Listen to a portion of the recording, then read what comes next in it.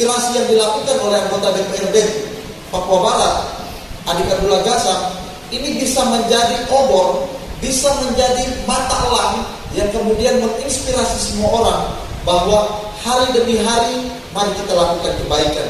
Sebab ketika kita pulang nanti, Tuhan tidak akan menanyakan kau punya jabatan itu sudah sampai di level mana, tapi Tuhan tanyakan jabatan itu kau pergunakan untuk apa kepada umat-umatku yang lain.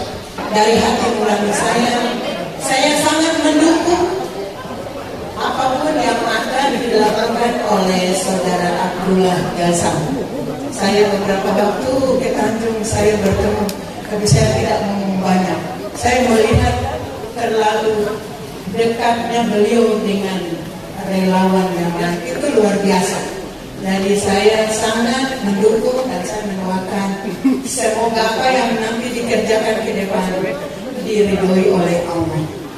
Yang saya lakukan bukan karena politik, tapi saya lakukan karena kemanusiaan.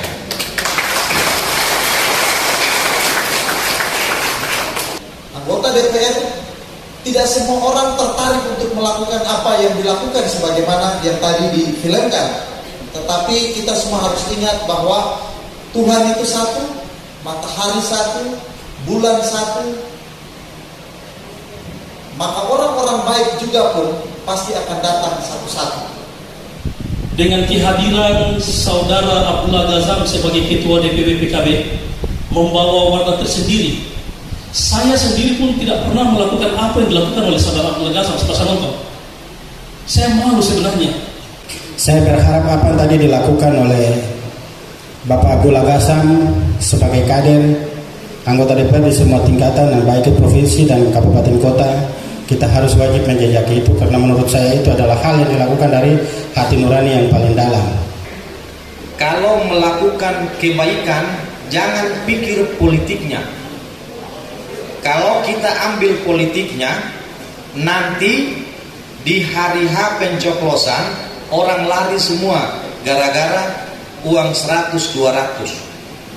Contoh, yang saya bikin yang begini, yang Kasabon bilang tadi, sebenarnya 1 tahun pengabdian saya itu yang tadi itu hanya 3-4 dari sekian yang alhamdulillah saya lakukan. Cuman yang ditampilkan sedikit itu. Mama Dominguez ini, beliau sudah tinggal kurang lebih 15 tahun di gubuk yang tidak layak. Setelah saya terpilih, saya ke Tanjung bagi-bagi bantuan di COVID, saya dapat. Saya marah-marah di situ. Toh, alhamdulillah sekarang Mama punya rumah itu sudah proses pembangunan. Betul Mama ya? Sudah dibangun? Sudah dibangun. Seandainya itu uang saya Abdullah Ghazam, berapa sih uang saya untuk bangun orang rumah? Dan dibangun bukan 1, rencananya 5. Jadi misalnya yang saya ribut 1 rumah, yang dibantu 5 rumah. Itu kenapa bisa ketemu bantu? Karena lewat akses politik yang kita punya. Karena sekarang orang sudah tidak lagi tertarik untuk berbicara tentang nilai-nilai kemanusiaan, tetapi orang lebih berbicara tentang saya dapat apa. Mudah-mudahan yang tadi sudah disampaikan oleh Sekretaris PKB maupun film yang sama-sama kita nonton, itu adalah ekspresi bagaimana seseorang harus datang untuk memberi manfaat kepada orang lain. Betul yang tadi beliau sampaikan, bahwa ketika kebaikan itu kita lakukan secara sembunyi-sembunyi, maka sebenarnya kita telah membuka ruang orang kemudian berbuat dosa. Pintu dosanya di mana? Dia berprasangka buruk. Dia tidak pernah tahu apa yang kita lakukan, sehingga dia menjudge, dia menilai bahwa Abdullah Ghazam itu hanya tidak pernah datang lihat kita dan lain sebagainya.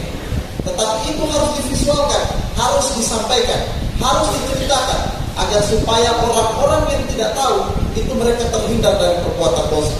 Suuzon itu dosa kan? Berprasangka buruk itu dosa kan? Kita juga berdosa ketika kebaikan yang kita lakukan tidak kita sampaikan ke orang. Karena penyebab orang itu suuzon adalah juga karena pilihan kita tidak kemudian menebar kebaikan itu secara terbuka. Saya baru pertama kali hadir di dalam acara reses anggota DPR. Saya 5 tahun menjabat kemarin dan setambah 1 tahun saya belum pernah hadir karena tidak pernah orang bikin. Mungkin bikin tapi saya tidak tahu. Tapi kalaupun bikin mungkin tidak terinformasikan. Palingan ada dari DPR provinsi atau DPD.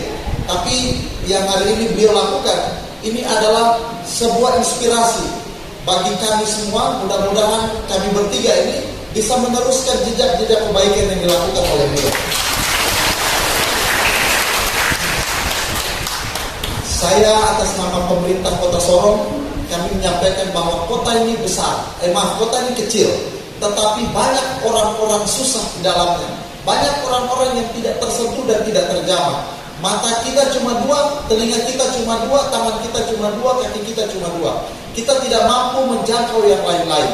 Tetapi ketika inspirasi yang dilakukan oleh anggota DPRD Papua Barat, Adik Abdullah Gassam, ini bisa menjadi obor, bisa menjadi mata elang yang kemudian menginspirasi semua orang bahwa hari demi hari mari kita lakukan kebaikan.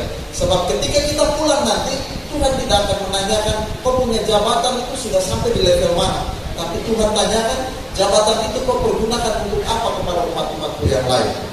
Itu saja yang bisa saya sampaikan.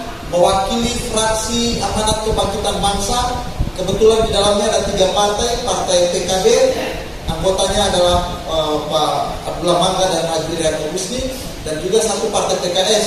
Kami bergabung dalam satu keluarga sehingga kehadiran saya di sini pun untuk menegaskan bahwa kami adalah bagian daripada keluarga besar itu.